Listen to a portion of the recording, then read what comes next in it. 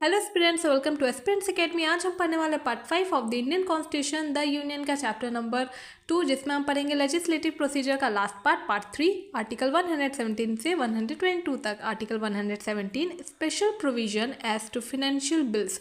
जैसे कि मैंने आपको बताया था 3 तरह के बिल्स होते हैं, तो हमने एक ऑर्डनरी बिल पढ़ लिया 107 में, मनी बिल पढ़ लिया 109 में, 117 में फिनेंशियल बिल की बात की गई है।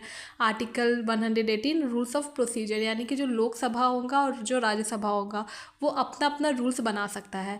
Article 119 regulation by law of procedure in parliament in relation to financial business. इसका मतलब ये है कि जो फिनेंशियल थिंग्स होंगे, जो फिनेंशियल बिजनेस होगी, उस पर लोकसभा और राज्यसभा अपना अपना जो है लॉ बना सकता है।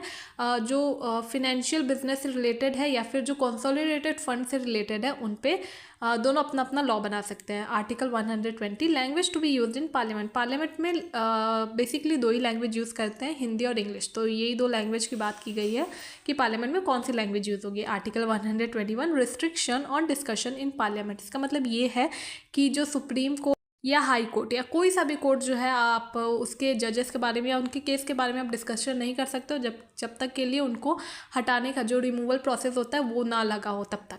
Article 122 courts not to inquire into proceedings of parliament. इसका मतलब ये है कि पार्लियामेंट की प्रोसीडिंग सुप्रीम कोर्ट या हाई कोर्ट जो भी कोर्ट है वो डिस्कस नहीं कर सकते। So thank you so much. Like, share and subscribe अगर आपको ऐसी एजुकेशनल वीडियोज़ पसंद है तो, और किसी भी टॉपिक की ट्रिक वीडियो चाहिए तो प्लीज़ कमेंट। थैंक